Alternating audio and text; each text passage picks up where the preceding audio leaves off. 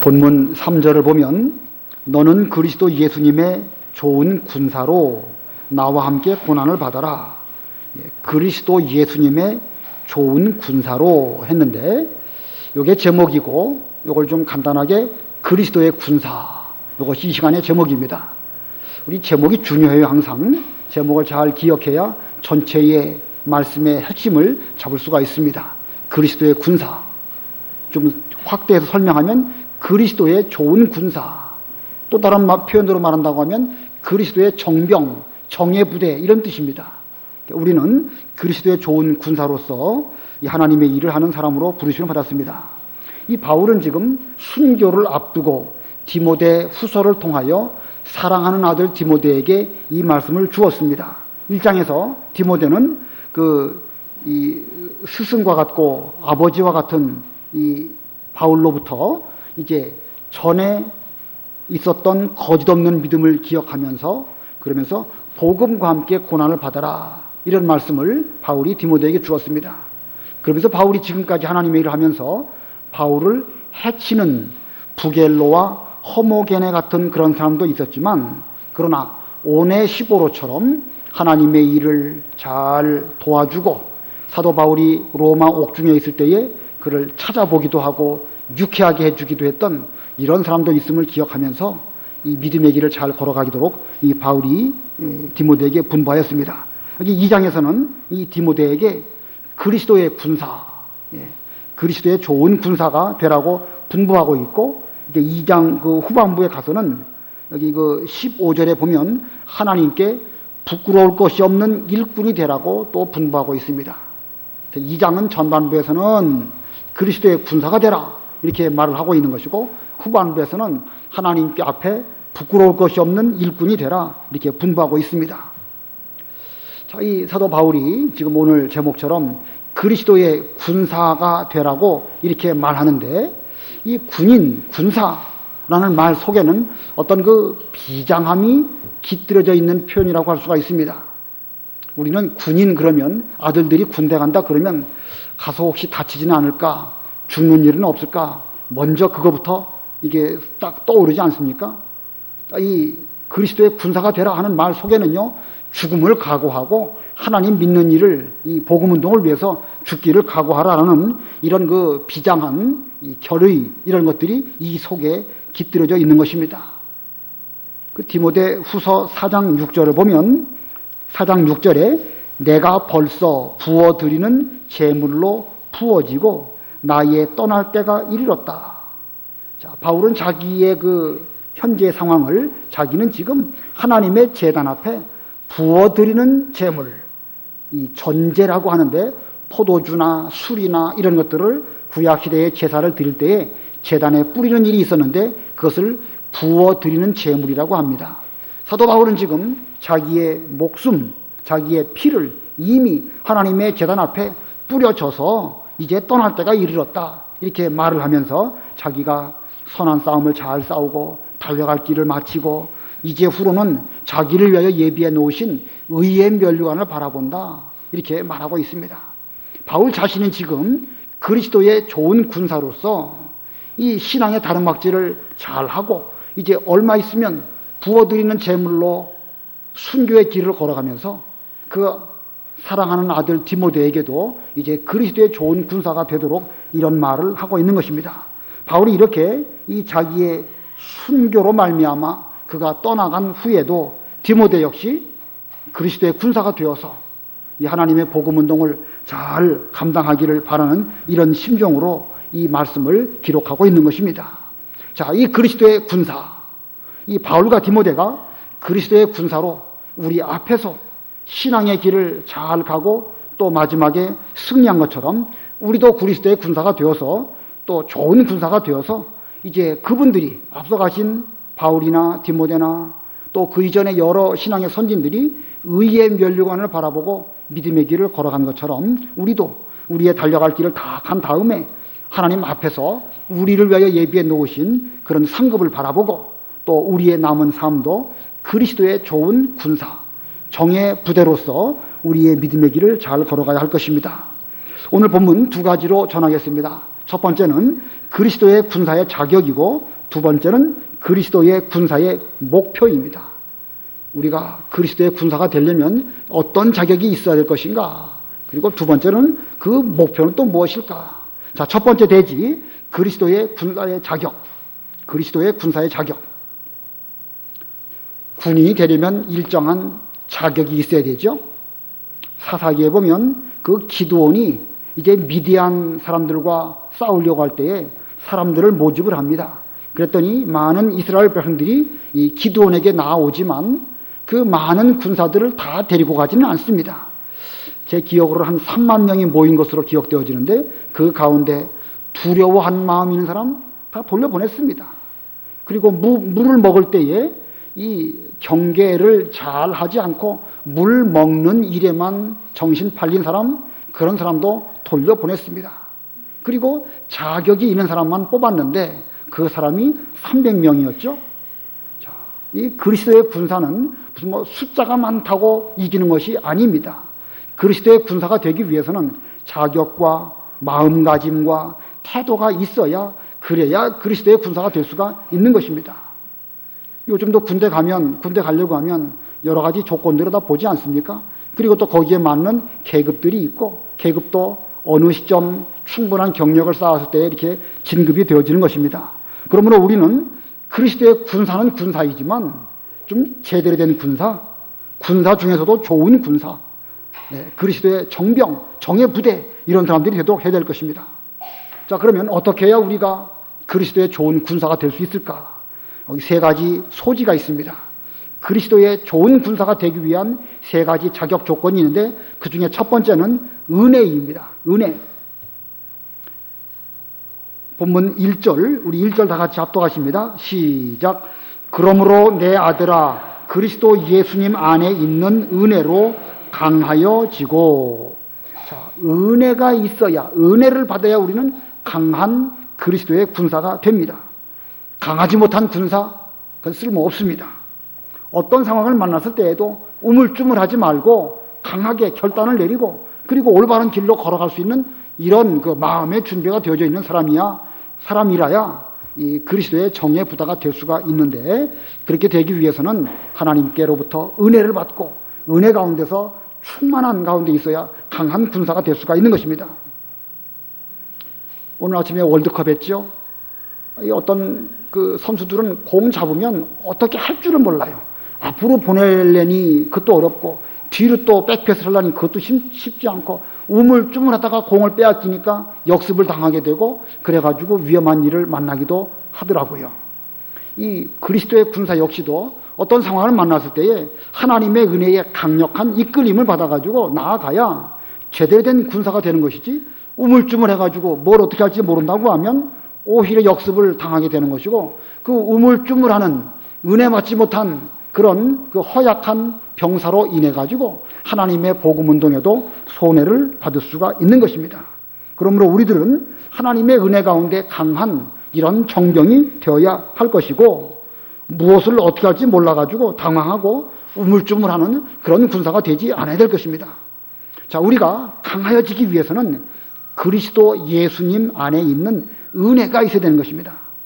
성도가 은혜 가운데 있다고 하면 어떤 일을 만나든지 강할 수 있습니다. 사도 바울은 순교를 앞두고 있지만 그는 지금 은혜가 충만한 이런 가운데 있습니다.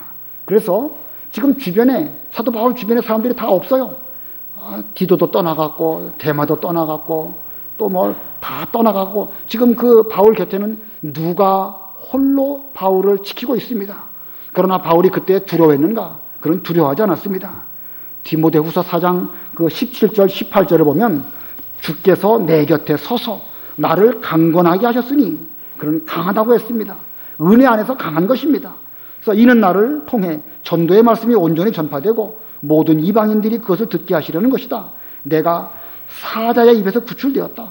지금까지 사탄 마귀가 우는 사자처럼 사도 바울을 삼키려고 했지만 그런 가운데서도 하나님의 은혜로 내가 여기까지 왔다. 그러면서 18절에 보면 주께서 나를 모든 악한 일에서 건져내시고 또 그분의 하늘나라에 들어가도록 구원하실 것이다. 바울은요, 확신했습니다. 그분께서 나를 하늘나라에 들어가실 때까지 끝까지 붙들어 주실 것이다. 그러면서 하나님에게 영광이 영원 무궁토록 있기를 원합니다. 라고 하는 영광을 그럼 돌려드렸습니다. 이거 보면 로마 옥중에 갇혀있는 사도 바울이지만 그런 옥중에서도 은혜가 충만했고 은혜 충만한 가운데 있었기 때문에 얼마 있으면 자기 앞에 닥칠 순교 앞에서도 그는 사자의 입에서 지금까지 나를 건져주신 하나님께서 얼마든지 건져주시고 그분의 하늘나라에 들어갈 때까지 나를 구원해 주실 것이다 확신하면서 그는 오히려 하나님께 영광을 돌려드린 것입니다. 자, 이 바울은 얼마나 지금 은혜가 충만한 가운데 있는지 알 수 있겠죠? 자기가 먼저 은혜 가운데 있으면서 사랑하는 아들 디모데에게도 너 역시도 은혜 안에서 강하라라고 지금 부탁을 하고 있는 것입니다. 그러니까 우리들도 이 은혜 가운데 강해지는 우리가 되어야 됩니다.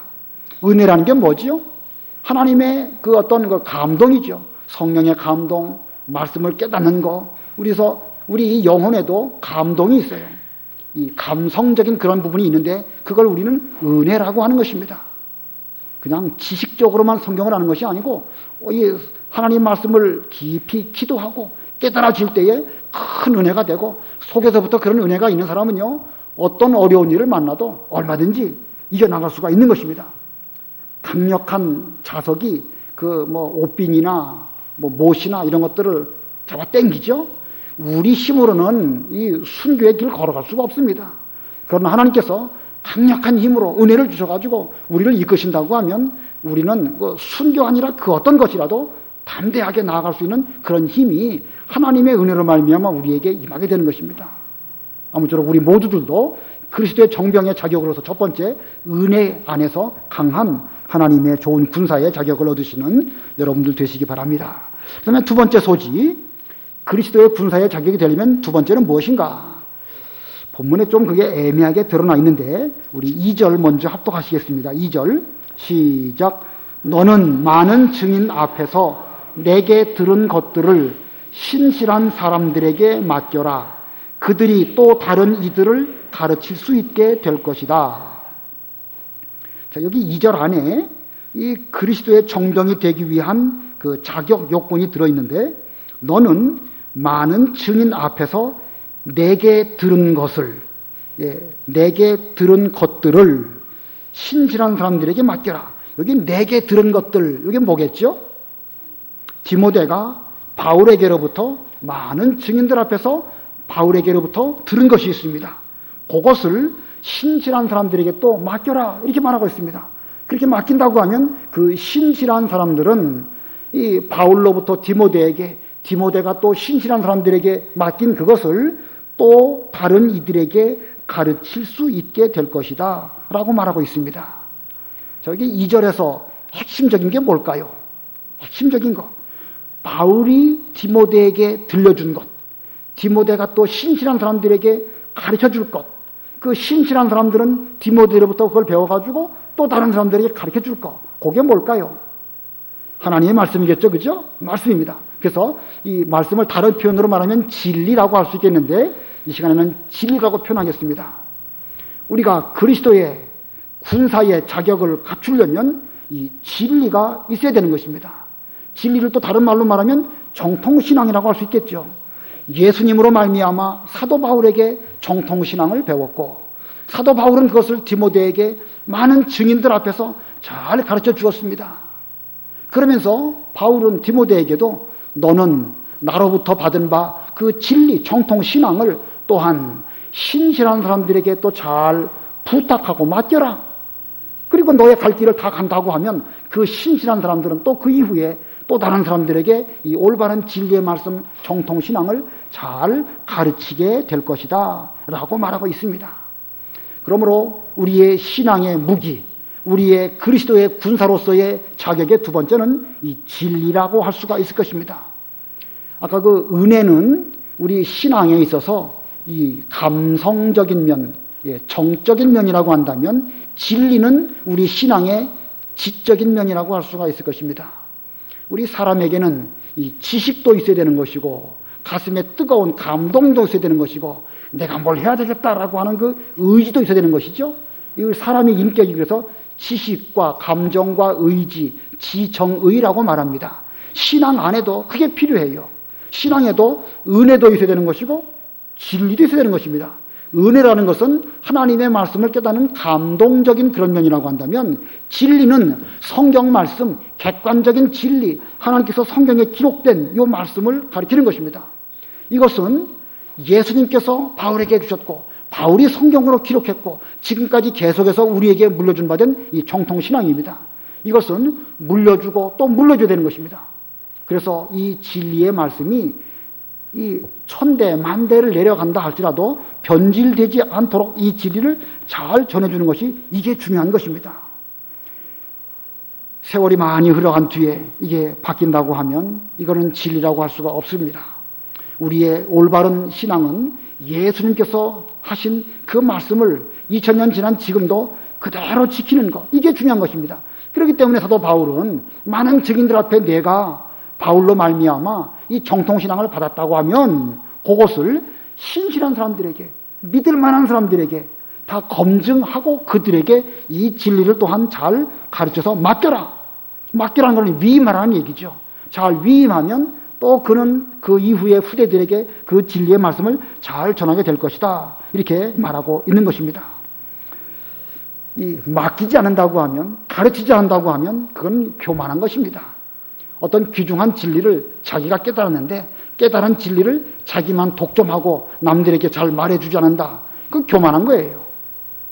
축구 선수가 운동을 하는데 자기 혼자 공 넣기 위해서 다른 사람하고 팀워크를 이루지 않고 혼자 계속 드리블을 해서 나아가려고 한다고 하면 그 게임 질 수밖에 없을 것입니다. 우리의 신앙도요, 맡겨야 됩니다. 자기가 깨달은 진리, 물론 자기가 깨달은 것은요, 무슨 뭐 별스럽게 깨달은 걸 말한 거 아니에요. 예수님께서 바울에게, 사도들에게 주시고, 사도들은 또 그 제자들에게 맡기고, 제자들은 또 그 후대에게 맡겨가지고 우리에게까지 계승된 이 맡겨주신 정통 진리, 이것을 우리는 또한 우리의 다음 세대에게 반드시 맡기는, 신실한 자들에게 맡기는 이런 것이 될 때에 올바른 신앙이 계승되게 되는 것입니다. 사도 바울은 이 복음을 전하다가 순교의 길을 걸어갔고, 디모데는 어떻게 되는지 뭐 거기까지는 모르지만 그 이후에 많은 성도들은 그 시대마다 그 믿음을 지키기 위해서 목숨 내놓고 지키다가 우리에게까지 이 복음을 전해 주었습니다. 그러므로 우리들도 이것을 그 다음 세대에게 그대로 변질시키지 않고 맡기는 이런 우리가 되어야 할 것입니다.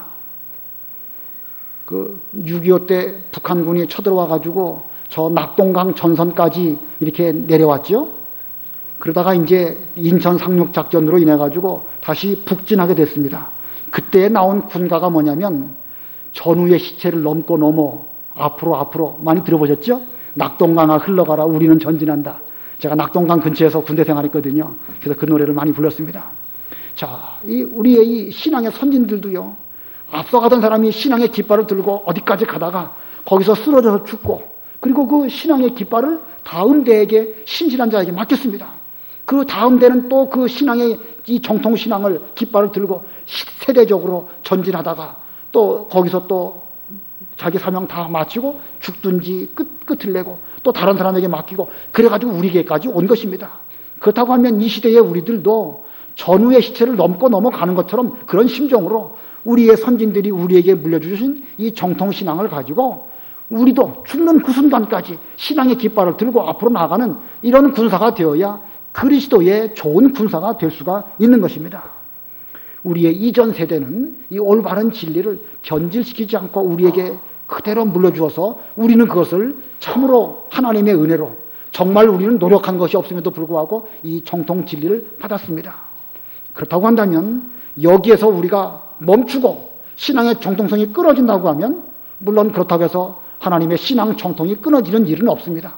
그런데 만약에 내가 내 역할을 제대로 하지 못해서 다음 세대에게 맡기지 못하고 그냥 내 대에서 끝난다고 하면 우리는 참으로 부끄러운 것이 될 것이고 하나님 앞에 가면 큰 책망을 받게 될 것입니다. 반드시 우리는 이전 세대로부터 물려받은 이 진리, 정통 신앙을 우리가 잘 간직하고 다음 후대에게 맡기는, 그래서 이 후대를 잘 양성하는 이런 우리가 되어야 할 것입니다. 우리의 모든 일들은요, 진리를 그렇게 후대에게 맡기기 위해서 교회의 모든 면에서도 그렇게 맡기는 게 중요해요. 혼자 끝까지 다 하려는 사람 결코 바른 신앙이라고 할 수가 없습니다. 자, 교회에는 여러 직분들이 있죠. 목사의 직분, 장로의 직분, 집사의 직분, 지역장의 직분, 뭐 여러 또 여기저기 봉사하는 부분도 다 있습니다. 주방에서 봉사하시는 거, 또 뭐 이 피아노 반주, 성가대 이런 모든 면들이 있는데 그 모든 일들을 할 때에 제가 강조를 많이 하는 부분인데 우리 상대원 교수는 별로 많이 강조를 안 하는 것 같아요. 반드시 후계자를 세워서 그 후계자에게 그것을 물려주도록 해서 내가 없어도 그 일이 원활하게 잘 돌아가도록 해야 되는 것입니다. 자기 혼자 다 하려고 끝까지 붙잡고 있다가 나중에 자기가 꼴까닥 죽고 나서 아무도 그 일을 할 수 없고 그렇게 된다고 하면 그 사람은 정말 잘못한 거예요. 직장 생활에서도 훌륭한 상사는 자기가 과장이면 차장 역할을 하면서 다른 사람이 그 과장 일을 할 수 있도록 미리 일을 잘 이관시켜 주는 거예요. 자기가 아니면 일이 안 되도록 딱 묶어놓고 그냥 그 열쇠 탁 잠궈놓고 자기 아니면 모든 일이 돌아가지 않도록 만들어놓고 그리고 휴가 가버리면은 회사가 수업되는 거 아니겠습니까? 그건 잘하는 지도자가 아닙니다. 올바른 지도자는 위에 사람 하는 일을 잘 보고 그걸 좀 자기가 습득해서 위에 상사가 없을 때 그 일을 잘 할 수 있도록 해줄 뿐만 아니라 다음 후대에게도 그걸 다음 자기 부하에게도 그걸 또 잘 해주는 것이 그래야 일이 원활하게 돌아가는 것이죠. 우리의 이 신앙도 그렇습니다. 모든 면에서 제가 여러 직분들 아까 쭉 거명했죠. 뭐 목사, 장로, 집사 뭐 뭐든지 다 무슨 뭐 봉사하는 기관, 차량 운전하는 거 모든 면 나 아니면 안 되도록 만들어 놓는 것은 그것은 교회를 아주 그 굳어지게 뻣뻣하게 만들어 놓는 것이니까 그것을 신실한 사람들에게 맡겨서 그 일이 잘 되도록 그렇게 해야 될 것입니다. 자, 세 번째 소지입니다. 세 번째 소지, 그리스도의 군사의 자격의 세 번째는 고난입니다. 고난. 다른 말로 말하면 훈련입니다. 본문 3절 다 같이 합독하십니다. 3절 시작. 너는 그리스도 예수님의 좋은 군사로 나와 함께 고난을 받아라. 자, 고난을 받아라. 고난은 곧 훈련을 가리키는 것입니다. 그 디모데 후서 1장 8절에도 우리가 지난 주일날 배웠죠? 8절 다시 보면 그러므로 너는 우리 주님의 증거나 주님을 위하여 갇힌 자 된 나를 부끄러워하지 말고 하나님의 능력을 따라 복음과 함께 고난을 받아라. 그리스도의 군사의 자격을 이루기 위해서는 평소에 고난을 통하여 훈련을 잘 받아야 쓸모있는 군사가 될 것입니다.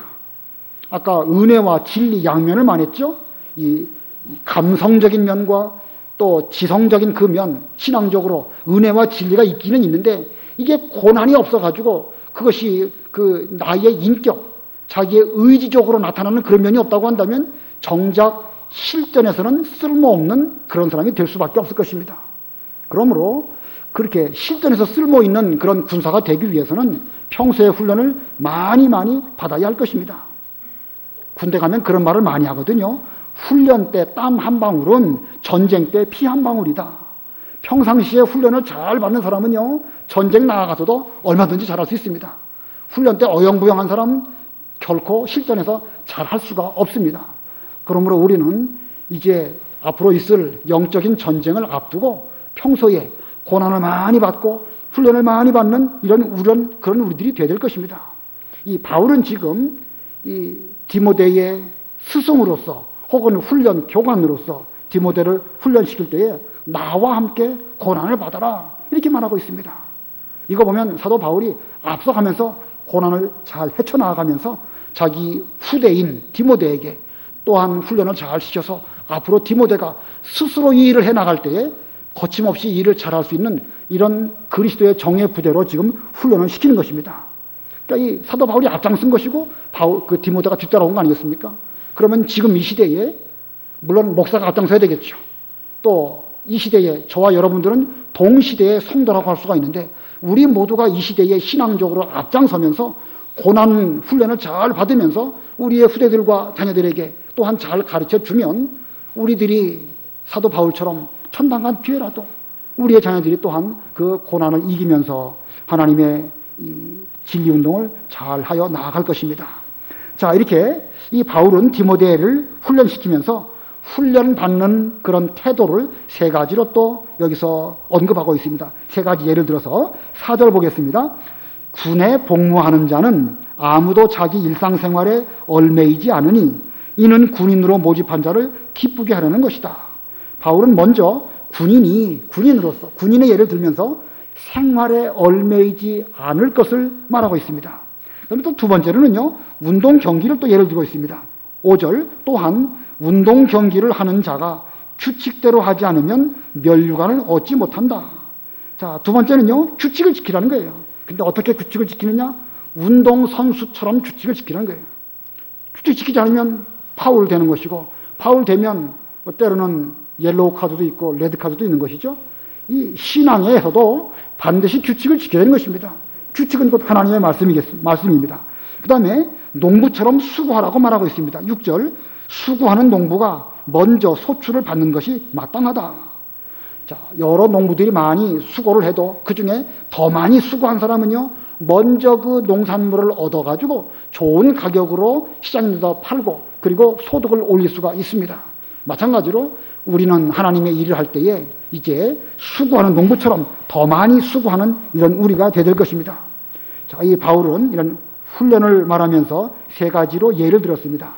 군인처럼 자기 생활에 얽매이지 말고, 운동선수처럼 규칙을 지키고, 또 농부처럼 수고를 많이 해서 좋은 군사가 되도록 훈련을 잘 받아라. 이렇게 말하고 있습니다. 자, 이게 쉽겠습니까? 어렵겠습니까? 어렵죠. 농사하는 거 정말 어려워요. 운동선수들을 얼마나 수고합니까? 우리 집사람 아침에 텔레비 보면서, 저거 저렇게 하지 그러는데, 말대로 되나요, 그게? 그렇게 숙여도 안 되는데. 우리가 겉으로 볼 때는, TV로 볼 때는요, 그런 말 들긴 듣지만, 실제로 하면요, 여간 어려운 게 아닐 거예요. 올림픽도 힘들고, 월드컵도 힘들고, 영적 전쟁도 우리가 그와 같은 마음가짐으로 임하지 않는다고 하면, 그리스도의 정병 될 수 없을 것입니다. 그러나 우리는 이거, 되면 좋고 안 되면 할 수 없고 그런 게 아니에요. 반드시 돼야 되는 것입니다. 혹시 우리가 다른 면에서는 부족해서 안 돼도 괜찮습니다. 그러나 신앙 면에서 예수님의 정병이 되는 이 면은 결코 양보할 수 없는 중요한 것이니까 반드시 그렇게 될 것입니다. 그렇게 하면 하나님께서 우리에게 주시는 상급이 있습니다. 그 상급을 바라보면서 잘 감당하는 우리가 되어야 되겠습니다. 그래서 7절에 보면 내가 말하는 것을 생각해 보아라. 주께서 모든 일에 너에게 총명을 주실 것이다. 이 바울이 지금 잘 훈련하고 잘 일깨워 주었는데 생각을 많이 하고 너도 그 신앙의 길을 잘 걸어가도록 하나님께로부터 주시는 총명을 받아가지고 잘 감당하라. 자, 그게 두 번째입니다. 두 번째는 그리스도의 군사의 목표입니다. 그리스도의 군사라고 하면 무엇을 목표로 싸우고 무엇을 향하여 나아갈 것인가? 군인이나 운동선수나 농부에게는 뚜렷한 목표가 있습니다. 이 목표의식이 뚜렷한 사람이 평소에 준비를 철저히 하고 평소에 준비를 철저히 한 사람이 실전에서도 그 목표를 통하여서 원하는 것을 제대로 성취할 수 있을 것입니다. 오늘 본문에 이 그리스도의 군사의 목표 두 가지 말씀하고 있습니다. 그 중에 첫 번째는요, 복음입니다. 복음. 우리의 목표는 그리스도의 군사의 목표는 복음입니다. 본문 8절 다 같이 합독하십니다. 시작. 나의 복음과 같이 다윗의 자손으로 나시고 죽은 자들 가운데서 일으킴을 받으신 예수 그리스도를 기억하여라. 자, 이 8절이요, 이 복음에 대한 정의라고 할 수가 있습니다. 이 8절 속에 복음이 무엇인지를 아주 쉽게 말하고 있습니다. 나의 복음과 같이, 바울은 예수님에게로부터 받은 바 진리를 나의 복음이라고 말하고 있습니다. 그 나의 복음처럼, 그 복음은 무엇이냐? 다윗의 자손으로 나시고 죽은 자들 가운데서 일으킴을 받으신 예수 그리스도, 이렇게 말하고 있습니다. 자, 이 복음의 내용은 다윗의 자손으로 나시고 그리고 죽으시고 일으키심을 받으신 예수 그리스도다. 자, 그래서 복음이 무엇이냐? 복음을 한마디로 말하면 예수 그리스도입니다. 근데 복음을 한마디로 말하지 않고 두 마디로 말한다고 하면 예수님께서 십자가에 죽으시고 부활하신 예수 그리스도. 자, 복음을 한마디로 말하면 뭐예요? 예수 그리스도. 두 마디로 말하면 예수님의 십자가와 부활. 복음을 세 마디로 말하면, 여기 세 마디는 잘 쓰지 않는 것이지만 다윗의 자손으로 태어나셨어요. 그리고 십자가에 죽으시고 부활하신 것. 그래서 다윗의 자손으로 나셨다라는 말은 하나님의 약속대로 태어나신, 이렇게 말할 수가 있을 것입니다. 그게 복음이에요. 성경 그대로 주님께서 이 세상에 태어나시고, 그리고 십자가에 죽으시고, 그리고 3일 만에 부활하신 예수 그리스도, 이게 복음입니다. 자, 이 복음이 무엇이냐? 이거 어디 교과서에 있는 건 아니지만 우리 한번 그걸 뚜렷하게 알고 넘어가는 게 좋을 것 같아요. 복음을 한마디로 말하면 예수 그리스도, 두 마디로 말하면 십자가와 부활, 십자가와 부활의 예수 그리스도겠죠? 그 다음에 세 마디로 말한다고 하면 성경대로 나시고 십자가에 죽으시고 또 사흘 만에 부활하신 예수 그리스도, 이게 복음이에요. 자, 이 그리스도의 군사는 이 복음이 목표인 것입니다. 그래서 9절 또 합독하겠습니다. 9절 시작. 이 복음 때문에 나는 죄인같이 사슬에 매이는 데까지 고난을 당하나 하나님의 말씀은 매이지 않는다. 자, 복음 때문에 사도 바울은 죄인과 같이 사슬에 매여서 고난을 당하지만 하나님의 말씀, 복음은 결코 매이지 않는다. 지금 바울은 9절에서 뭘 말하고 있냐면 그리스도의 군사인 사도 바울이 복음과 하나가 된 것을 말하는 거예요. 올바른 군사라고 하면 복음이 내가 되는 것이고 내가 복음이 하나가 되는 거, 하나. 그래가지고 복음이 가는 곳에 자기도 가는 것이고 복음이 지도하는 곳에 그는 그 역할을 잘 감당하다가 이제 복음이 머무르는 곳에 머무는 것이 이게 올바른 그리스도의 군사의 태도라고 할 수가 있는 것입니다. 사도 바울은 이 복음을 위해서 모든 일을 잘 감당하다가 순교한 그런 사람입니다. 자, 성경 가운데 찾아보겠습니다. 사도행전 20장 24절. 사도행전 20장 24절 한번 읽어보세요. 그러나 나의 달려갈 길과 주 예수께 받은 사명 또 하나님의 은혜의 복음을 증언하는 일을 마치기 위하여 나는 나의 목숨을 조금도 귀한 것으로 여기지 않는다. 예, 사도 바울은 지금 예루살렘을 향하여 올라가면서 성령의 매임을 받아고 올라갔습니다. 근데 그는 말하기를 달려갈 길과 주 예수께 받은 사명 곧 하나님의 은혜의 복음을 증언하는 일을 마치기 위하여서는 나는 나의 목숨을 조금도 귀한 것으로 여기지 않는다. 지금 사도 바울은 복음을 위해서 자기 목숨을 바쳐놓은 거예요. 복음과 자기 목숨이 하나가 되어가지고 이제 그 복음 가지고 예루살렘에 올라가서 복음 증거하다가 죽는 것이 하나님의 뜻이라고 한다면 죽는 데까지라도 내가 가겠다. 이런 마음가짐으로 지금 이 길을 갖고 있는 것입니다. 자, 이게 올바른 그리스도의 군사의 그런 이 목표는 반드시 복음이라야 하는 것입니다. 그래서 복음과 함께 기뻐하고 복음과 함께 괴로워하고 복음을 위해서라고 하면 내 생명을 조금도 귀한 것으로 여기지 않는 순교적인 신앙을 가지고 그리스도의 복음을 전하는 이런 군사야말로 그리스도의 좋은 군사라고 할 수가 있을 것입니다. 우리 모두들도 바울과 같은 정신으로 복음만이 우리의 목표가 되는 그런 여러분들이 다 되시기를 바랍니다. 그 다음에 두 번째, 이 그리스도의 군사의 두 번째 목표는 구원입니다. 구원. 본문 10절 합독하겠습니다. 10절 시작. 그러므로 내가 택함을 받은 자들을 위하여 모든 것을 참는 것은 그들도 그리스도 예수님 안에 있는 구원을 영원한 영광과 함께 얻게 하려는 것이다.